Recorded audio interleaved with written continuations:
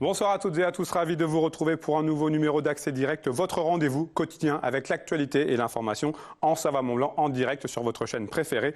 Nous sommes le jeudi 14 novembre 2019, c'est parti pour 45 minutes de belles rencontres. Au programme ce soir, je recevrai tout d'abord Frédéric Fournet pour parler hébergement d'urgence avec lui, focus ensuite sur le film Annecy demain et enfin une rencontre avec Antoine Honorati, le président des Brasseurs Savoyards.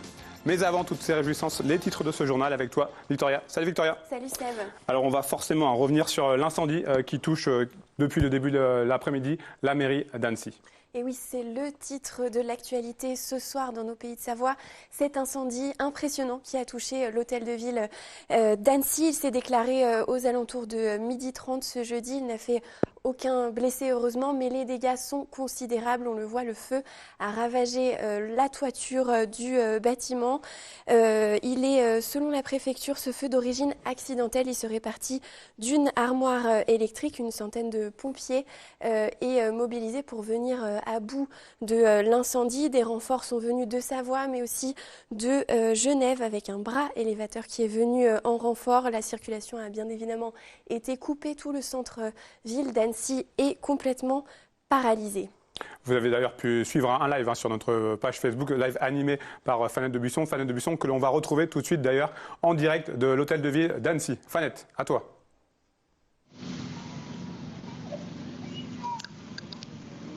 Fanette, à toi. On t'écoute.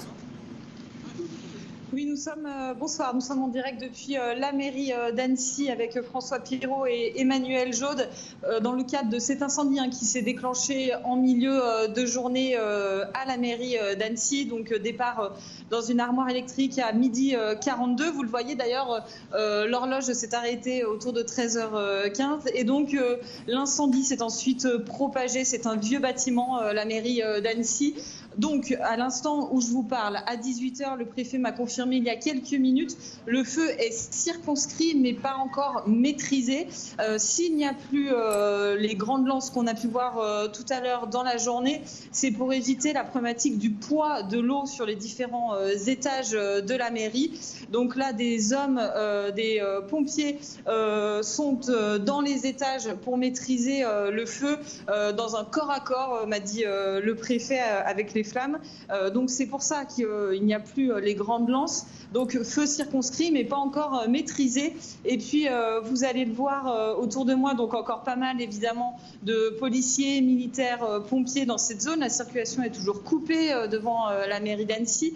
Et vous le voyez derrière moi, encore pas mal d'Annéciens qui sont venus voir ce qui se passait ici dans le centre de la ville. C'est un événement évidemment qui touche énormément les Annéciens. On va aller tendre le micro à l'un d'entre eux. Bonjour madame. Bonjour. Vous êtes en direct sur 8 Mont-Blanc. Vous êtes venue voir ce qui se passait? Oui, malheureusement oui. Parce que je passais de l'autre côté de la ville et j'ai vu les grands panaches de fumée. Et comme ça, après, on m'a averti que c'était déjà depuis 12h25 et je ne m'en étais même pas rendu compte. Et qu'est-ce que ça vous évoque du coup de voir? Là, on le voit, enfin, là, maintenant il fait nuit, mais la charpente est complètement détruite. Oui, ça m'évoque quand même la charpente qu'on voyait de la cathédrale de Paris. Parce que, et même par rapport au 11 septembre, parce qu'on a toujours de ces structures, que ce soit métalliques ou de bois, qui sont très impressionnantes quand elles sont calcinées ou quand elles sont prises par le feu. Et c'est vrai que, heureusement, que ce ne sont pas des habitations, mais des registres avec tout ce qu'il peut y avoir de secret d'État. Mais il n'y a pas de secret qui ne puisse pas s'envoler en fumée. C'est cela. Merci beaucoup. Je vous en prie. Monsieur, bonjour, vous êtes en direct sur 8 Mont-Blanc. Vous êtes venu voir un petit peu ce qui se passait? Ouais, j'en ai les enfants voir les pompiers. Voilà. Et pas faire micro que les pompiers, évidemment. Voilà. Ça vous évoque quoi de voir la mairie d'Annecy comme ça? Oh, pas grand-chose. Voilà. Vous êtes surtout venu voir le travail des pompiers. Je suis venu montrer les pompiers aux enfants qui avaient très envie de les voir. Merci. Je vous en prie. On va faire une dernière petite réaction avant de rendre l'antenne. Sébastien, bonjour, vous êtes en direct sur 8 Mont-Blanc. Vous êtes venu voir ce qui se passait. On a été prévenus courant d'après-midi, on était au travail, donc c'est un de nos salariés qui nous a prévenus en regardant les actualités sur son téléphone.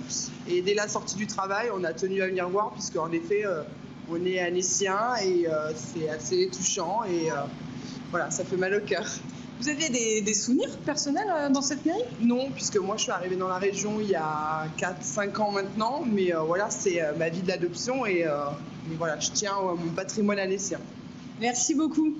Voilà Sébastien, pour le moment ce qu'on pouvait dire. Donc je rappelle que le préfet m'a confirmé il y a quelques minutes que l'incendie est circonscrit mais pas encore tout à fait maîtrisé. S'il n'y a plus les grandes lances, c'est pour des raisons de sécurité, pour pas que le poids de l'eau n'écrase en fait les différents étages. Je ne sais pas si vous arrivez à le voir, mais on voit encore de la lumière, etc. Les pompiers sont encore à l'œuvre, évidemment, à l'intérieur du bâtiment. On aura évidemment, je vois que manifestement il y a une lance qui repart au combat, si je puis dire. On aura évidemment l'occasion d'y revenir tout à l'heure dans le JT à 18h30 avec des reportages qui sont actuellement en train d'être préparés par Emmanuel Jaude, et puis on y revient également évidemment dans les jours à venir. Voilà Sébastien, ce qu'on pouvait dire ici en direct depuis la mairie d'Annecy. Merci beaucoup Fanette. Et donc on rappelle un reportage, comme a dit Fanette, dans le journal. Et puis deuxième gros titre de l'actualité, une grosse journée de mobilisation dans le secteur de la santé ce jeudi. Oui, avec d'un côté les personnels des hôpitaux qui étaient mobilisés en Haute-Savoie, en Savoie, mais aussi à Paris. On verra un infirmier qui a fait le déplacement. Et puis plus largement, c'est tout le secteur de la santé qui était mobilisé. Tu as suivi cette mobilisation, Sébastien. Merci beaucoup Victoria. On démarre cette émission avec mon premier invité, Frédéric Fournet, directeur départemental de la cohésion sociale en Haute-Savoie. Bonsoir. Bonsoir, monsieur. Déjà quelques mots sur ces images toujours assez frappantes. Oui, je ne sais pas si je peux dire quelque chose de plus intelligent que les autres. C'est effectivement très, très troublant pour nous de vivre ça. Alors, donc, je le disais, vous êtes le directeur départemental de la cohésion sociale en Haute-Savoie. On va parler avec vous du dispositif d'hébergement d'urgence pour la période hivernale 2019-2020 qui a été présenté. Comment le qualifier déjà en première chose ? On fait un effort tout particulier pour le dispositif hivernal, puisqu'il y aura 350 places qui vont être créées pour accueillir des gens qui sont dans la rue et pour lesquels on va trouver des solutions. Alors, sur l'ensemble du département. On parle de renforcement. Comment est-ce que se caractérise justement ce renforcement ?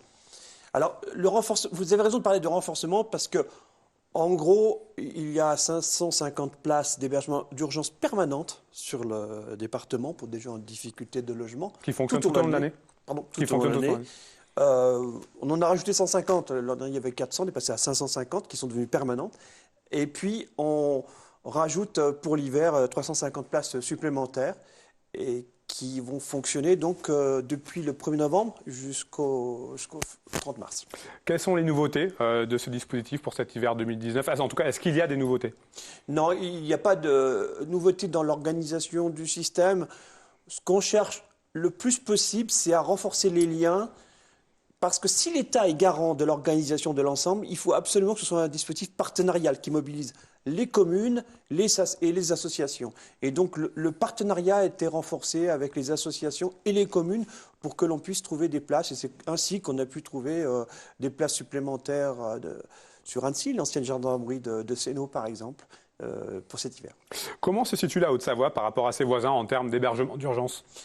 Dans le Rhône, il y a 1200 places supplémentaires pour situer le rapport et nous, on est à 350. Vous voyez, donc le rapport est très inférieur, mais il est également, la population est également inférieure dans le département de Haute-Savoie. Alors, on rappelle les principales missions du 115, ce fameux numéro vert d'urgence. Ouais, comment est-ce que ça fonctionne ? Qui doit le... C'est très important parce que tout est centralisé, tout est régulé par le 115. Donc, s'il y a des personnes en difficulté aujourd'hui dans la rue, si vous en connaissez, il y a plusieurs modalités d'accès. Ça peut être effectivement la commune, le conseil communal d'action sociale, mais ça peut être aussi le 115 qui a connaissance de toutes les places disponibles sur l'ensemble du département, des dispositifs qui fonctionnent que la journée ou aussi pour ceux qui n'en ont pas besoin, des dispositifs d'accès aux soins. Donc effectivement, c'est un numéro qui est très important l'hiver pour les gens en difficulté et à retenir. Ce dispositif, il s'adresse à qui ? Principalement. Il s'adresse principalement aux gens qui n'ont pas de toit, soit qui se retrouvent dans la rue, soit qui se retrouvent dans des conditions d'hébergement insalubres comme des squats en particulier. Elles peuvent faire la démarche directement de venir vous voir et dire, bah voilà, moi j'ai besoin d'un hébergement. Comment est-ce que c'est géré? Encore une fois, c'est tout passe par le 115 aujourd'hui pour trouver des places d'hébergement d'urgence et des places d'hébergement hivernales. Si le dispositif n'est pas assez calibré, puisqu'encore une fois, on va être à peu près à 350 places supplémentaires pour cet hiver, on en ouvrira d'autres. S'il y a un moment hivernal particulièrement froid, on fera appel à la solidarité des communes pour voir si on ne peut pas ouvrir un gymnase. Voilà également. L'idée, c'est que tant qu'on travaille en partenariat, en information les uns avec les autres, on se doit de trouver des solutions pour chacun. Un mot sur les autres volets de ce dispositif hivernal, parce qu'on parle d'hébergement d'urgence, mais aussi plein d'autres choses. Je pense à la restauration sociale, les maraudes, les consultations médicales ou encore l'aide alimentaire. Tout ça, c'est important, c'est indispensable pour ces personnes qui sont dans le besoin. Oui, c'est pour ça que je vous parlais de partenariat, de solidarité entre différents acteurs. Les maraudes, on va commencer par ça, puisque vous l'avez évoqué. Il y a plusieurs maraudes qui sont organisées. Il y en a une tous les jours sur l'agglomération d'Annecy. Il y en a également sur Annemasse, il y en a dans le Chablais, il y en a dans la vallée d'Arve. L'idée des maraudes, c'est que même si des personnes n'appellent pas, n'utilisent pas le 115, elles peuvent se retrouver en difficulté et des équipes spécialisées doivent aller les voir et éventuellement les orienter. Pour celles qui le veulent, il faut aussi savoir, ça peut sembler étonnant qu'il y a certaines personnes qui ne veulent pas être orientées. Justement, par rapport à ces maraudes, vous venez de le dire, on le sait, on a eu l'occasion à 8 Montland de faire plusieurs reportages. Certaines personnes ne veulent pas intégrer ces refuges, ces centres. Votre rôle, ce n'est pas forcément de les convaincre, c'est de leur dire ça peut être une bonne chose. Notre rôle, c'est pas forcément de les convaincre, sauf quand même quand on arrive dans des températures très froides. Mais savoir qu'en France, il n'y a pas... on ne peut pas, manu militari, prendre quelqu'un dans la rue et le mettre dans un hébergement d'urgence. C'est différent dans certains pays anglo-saxons. Voilà, je vous le dis au passage. Où là, pour le coup, c'est obligatoire. Oui, on n'a pas le droit de laisser quelqu'un dans la rue. Mais ce n'est pas le cas en France. C'est encore une forme peut-être de liberté. On peut le concevoir comme ça. Moi, je ne suis pas convaincu, mais on peut le concevoir comme ça. Alors, on disait donc les maraudes, il y a aussi la restauration sociale, qui est importante. Oui, alors plusieurs organismes se sont mobilisés. On connaît tous les Restos du Cœur, on connaît tous la banque alimentaire. Il y a également des distributions qui sont faites place des Romains à Annecy, par exemple. Là, c'est un petit peu pareil. Je ne vais pas peut-être rentrer dans tous les détails de ce qui est fait. Par le 115, vous aurez la connaissance des lieux et des horaires de distribution des repas qui sont faits. Et également, vous avez dit, il y a des centres d'accueil médicaux qui sont faits auprès de ces structures d'hébergement d'urgence, qu'elles soient de jour ou de nuit, avec des médecins, des psychologues, des infirmiers, des assistantes sociales, pour faire un bilan clinique des personnes accueillies et apporter des solutions médicales. Il y a un ensemble assez cohérent qui est mis en place pendant l'hiver. Parce que ces personnes ont besoin de soins médicaux, forcément. Pas toutes, mais en tout cas, certaines personnes ont besoin. Oui, il y a très souvent un lien entre la précarité et l'état de santé. On rappelle le numéro, le 115. Le 115 à ne pas oublier, en aucune manière. Merci beaucoup, Frédéric Fournet. À bientôt. Allez, on passe à notre rubrique initiative avec Marie Montvuagnoire et Caroline Dragacci. Bonsoir. Bonsoir. Bienvenue sur notre canapé. Merci. Vous êtes là pour nous présenter un projet qui s'intitule Demain Annecy, film librement inspiré du film Demain de Mélanie Laurent. Parlez-nous un petit peu et Cyril Dion. Parlez-nous un petit peu de ce projet, la genèse. Comment est-ce que c'est venu?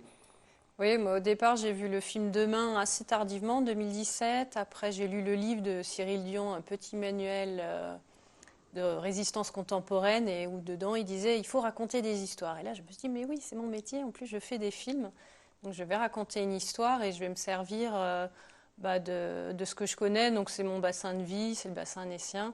Et essayer de raconter la même histoire ici à Annecy, parce que depuis la sortie de ce film en 2015, tout s'est créé aussi sur Annecy, donc la monnaie locale, de l'énergie locale, du zéro déchet au niveau local. Enfin voilà, on peut faire toutes ces choses-là sur Annecy. Donc j'ai embarqué plein d'amis avec moi, donc Caroline, pour faire ce film. Qu'est-ce qui vous a séduit justement dans le projet de Marie ? En fait, je suis quelqu'un qui est extrêmement sensibilisé à l'écologie. Et il se trouve que moi-même, je travaille dans le cinéma, je suis exploitante. Donc, mon rôle, c'est de montrer des films. Donc, forcément, avec ces deux éléments-là, je pouvais que y aller à fond, c'est ça qui m'a séduite. La trame du film Demain, elle peut facilement s'adapter ici sur Annecy et son territoire. Bien sûr, il y a déjà un Demain Genève qui a été fait, qu'on est allé voir, on a rencontré l'équipe, un très beau film et ça a conforté aussi l'idée que oui, déjà les Annéciens attendent ce film sur Annecy puisqu'il a été projeté à Annecy Demain Genève et les gens ont dit mais il y a la même chose chez nous. Mais oui, il y a la même chose chez nous. Donc voilà, on sait que ce film est attendu parce que c'est vrai qu'en 1h15, on peut montrer toutes les initiatives locales pour un mieux vivre ensemble, pour l'environnement. Voilà. Quel est l'objectif, le message que vous souhaitez transmettre à travers Demain Annecy? Je crois que le mot à retenir, c'est peut-être sensibilisation. Ouais. Après, ce qui est très important pour nous, c'est de ne pas juger et de ne pas culpabiliser. Puisqu'en fait, chacun peut avoir une approche progressive d'une transition écologique. Donc, il ne s'agit pas du tout de forcer la main, voilà, mais surtout de sensibiliser, de montrer que des choses existent et que ça peut être même agréable d'aller vers cette transition.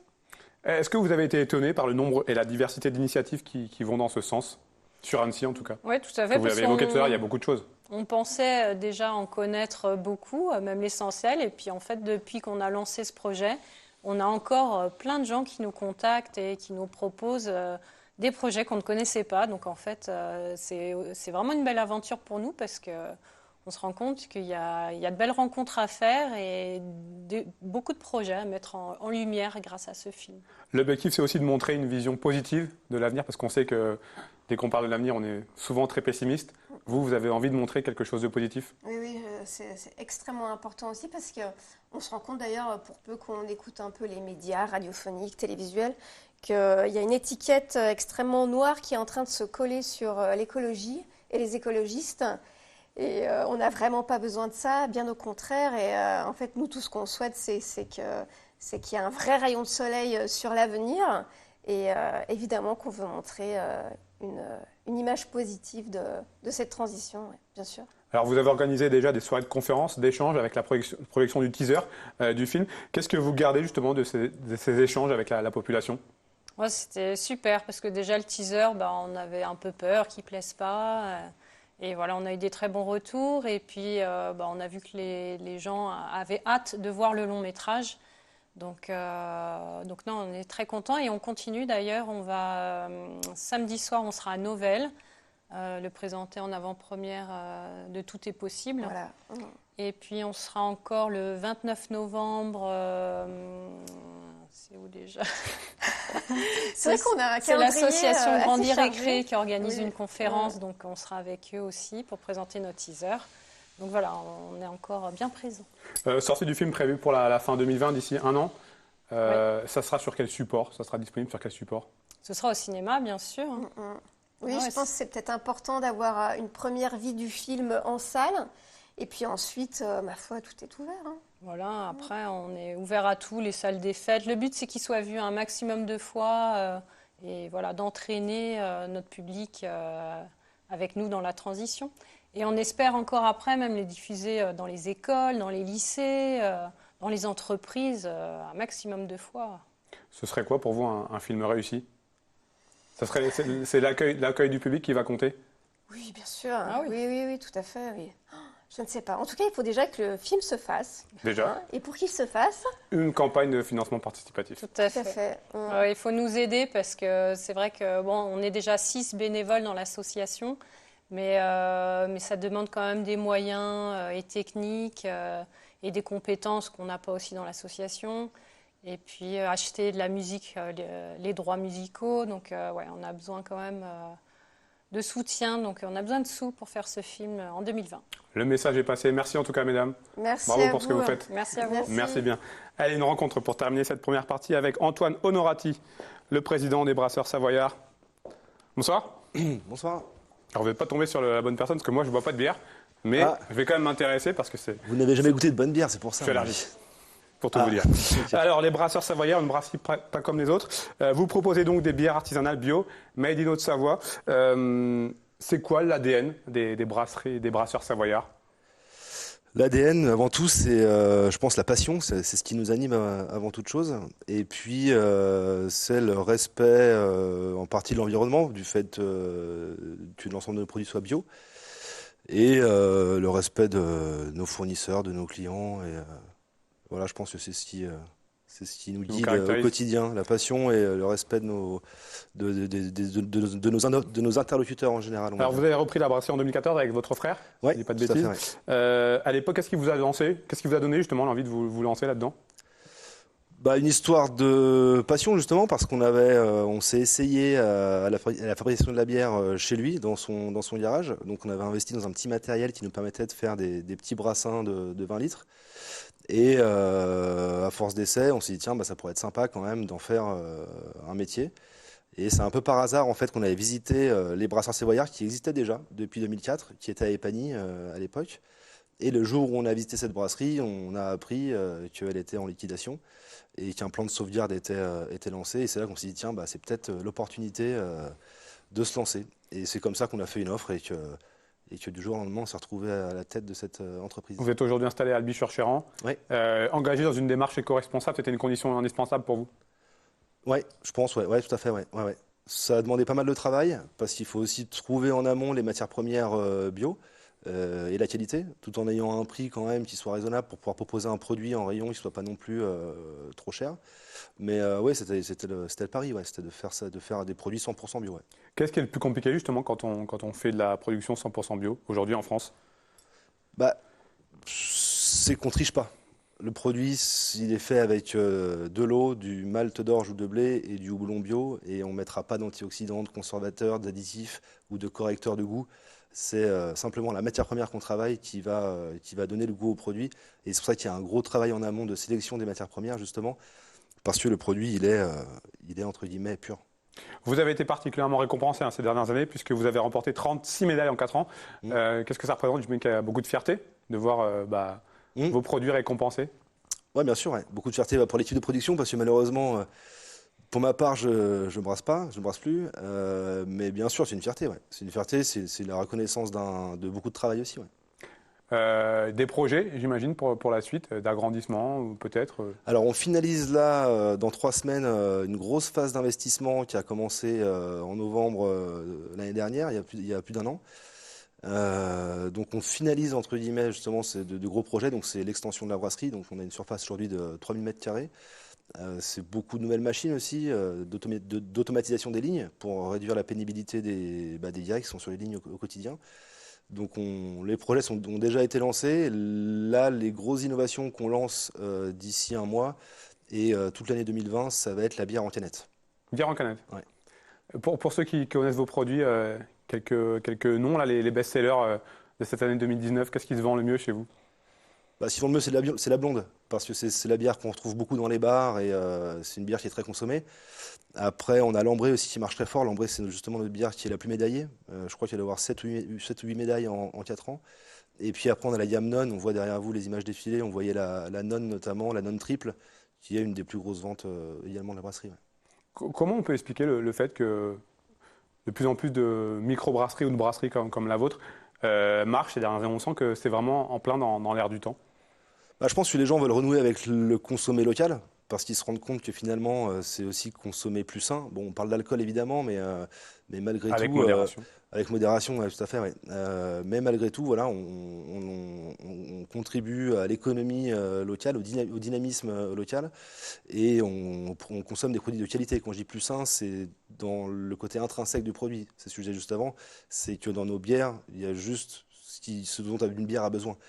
Et donc je pense que les consommateurs en général veulent renouer aussi avec des produits comme ça, dans lesquels on ne va pas fourrer des sortes d'ingrédients dont on ignore ce que c'est.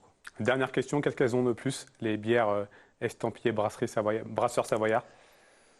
Bah, elles ont le fait qu'elles sont bio, mais on l'a déjà évoqué, et puis elles ont la passion et la passion de l'innovation. On est une brasserie qui est très jeune, et justement en très peu de temps on a développé une gamme. Aujourd'hui on a 10 bières différentes, plus 3 bières de saison, et c'est vrai que c'est ce qui nous tient à cœur. Nous on n'imaginait pas avoir une gamme très courte de bières.